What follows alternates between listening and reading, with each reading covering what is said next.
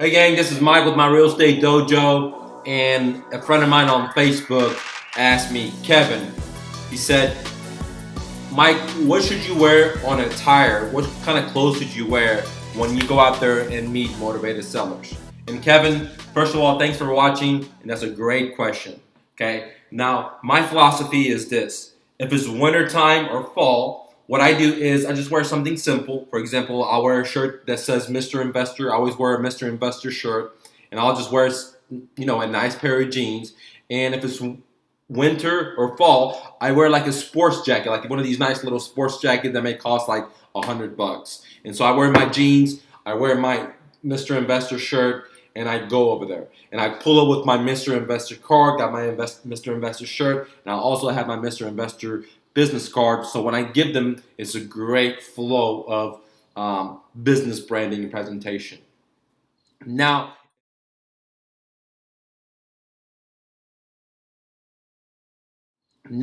if it's summer, then basically I go the same way. I'll wear some jeans, and then I'll just wear a Mr. Investor shirt. That's it, okay? And I'll go and meet the seller. At this time, I won't wear a jacket because it's too darn hot. I live in Texas. It's like crazy ass weather. All right. Now you could wear jeans. You could wear khakis. But what I don't recommend, and if you depends on what group you go to and what camp you're from, I don't recommend dressing up in a suit, guys. It's just too much, okay? Because now you look like a car sales guy, okay? And we're dealing with motivated sellers. We're not dealing with bankers here, okay? Motivated sellers have emotional problems or financial problems, and this last thing they want to see is you coming in here looking all slick and you're living the good life and they're going through all this trouble, okay, or hardship. So I want to go just looking like them, just a little professional. I mean, I'm already professional. Like the paperwork I send them is professional. My flyers are professional. My car wrap is professional. My website is professional. T-shirts are professional. So it's just I'm providing professionalism, but I don't want to be looking like an IBM guy. You know what I'm saying? I rather look like an Apple guy. The guy that's cool and relaxed instead of the guy that's like a little prick and got a perfect haircut. Now, everybody's different. But from my exceptions, I bought houses for white people, black people, Mexican people, rich people, poor people, doctors. So I guess what I'm saying is it doesn't matter their mindset and their financial and their income level. As long as you hold yourself with professionalism and you go up there, you're going to get the deal. Now, I don't recommend wearing a suit or wearing a tie, but try it out. See if it works for you. I don't like it because, first of all, I don't like wearing a suit. Just too much work. When I go somewhere formal, again, I got jeans on, I got a nice shirt, it's like, one of those tie-up shirts, but it's not. I have an open one or two, and I just have a sports jacket on, and that's the way I roll, real professional. I'm like an Apple guy, okay? I'm more of a nature guy. I'm not a cubicle guy and machine boom, boom, boom. But if you're that type of guy, and there's nothing wrong with that, then do that. But I recommend looking like the sheep. If you're gonna go with the sheep, look like the sheep. If you're gonna go fly with the X, look like them. You want to have common similarities, even though we're all different. We are all connected in one way. So when I knock up on the seller's door, I'm just looking like an average guy. I've already built my confidence, my brand, my image that, hey, I am the guy that can be an IBM guy, but I just don't dress like that. I have the funds of an IBM guy. Does that make sense? But I don't have to look like that. Okay? And the most important thing is not, I don't want to say it's not the way you dress. I mean, you don't want to go there with, if your style is to wear baggy pants, and there's nothing wrong with that, that's your style, okay? Or if your style is to wear all black and you're a heavy metal guy, there's nothing wrong with that. That's your style. I respect that. But if you're going to go talk to a seller, you don't want to have baggy pants. You don't want to be wearing all heavy metal shirt. This is Metallica on it. And you know what I'm saying? Even though I love Metallica, but it's just not professional. You want to go professional, but you don't have to look like IBM to be professional. You know what I'm saying? Professionalism is more than just your dress. Just go like average, just like however you like. If you're one of those guys that likes to always dress up and look beautiful, pretty boy, then do that. But don't wear a suit just because if you don't usually wear a suit just to go by somebody's house, because more than likely they see you, they think you're trying to con them, you're trying to sell them, you're looking like a banker. And more than anything, majority of the sellers, if not 50%, are in a situation because of bankers, people that dress up in suits. So if you wear something like that, they may think, oh man, this guy's trying to pull another thing over me. That fucking realtor pulled something over me, or that mortgage broker pulled something over me, or my banker that gave me my mortgage pulled something over me, and you look like them. So that's my philosophy. So simply put,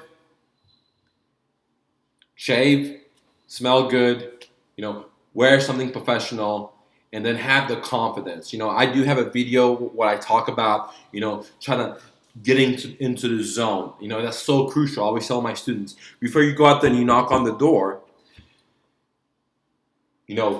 close your eyes, get in front of the seller's house or a couple of streets over, close your eyes, and just see yourself knocking on the seller's door. See yourself giving your sales pitch or doing the tour. See yourself going through the moves. Like I used to go through moves when I used to wrestle in my mind before the match took place. I just visualize myself going through it. And if you're a greenie, if you're a rookie, if you're a freshman, don't worry, because when you visualize it, when you actually go through the move, you don't have all this fear coming to you because you've already done it.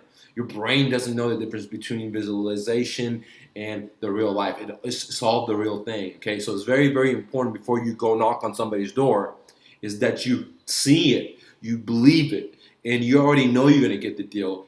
That's way more important than your clothes, assuming that you wear something that's presentable and you're not having your heavy metal clothes or your dicky sagging or something like that. Does that make sense? Okay. Now, the other thing is very, very important, and I'll add this as a bonus, is that whenever you want to go to a seller's home for a meeting, it's very, very important that you go there early. That's really, pretty simple, but that's not the bonus part. You want to go there maybe an hour early. Maybe 45 minutes early. And the reason is, besides getting into the zone part, you want to drive around the area. Okay? Wherever you're buying your house, you want to drive the area. You want to see how many houses are for sale, FSBOs, for rent. How does the neighborhood look? When you go one block down or you go 2 streets down, is there any parks? Is there any, grocery stores? Because all that stuff matters. So, and if you can't get a good understanding of the neighborhood, you know what I'm saying? Especially if that's not your farm area, where you're like I buy a 75052. That's my area. So I know that area. I don't have to go drive it. But if it's somewhere else, then I'm going to go drive it. I'm going to get there early. So it's very important that you show up early and you drive the area. You get to know the neighborhood. You stop. Houses for sale, you give them a call and talk to the realtor. What are you asking for that? Or pull it up on your smartphone, see what the houses are going for. If there's a house for rent, give them a call. Because not only are you able to get more information about the property you're about to go talk to the seller, but who knows?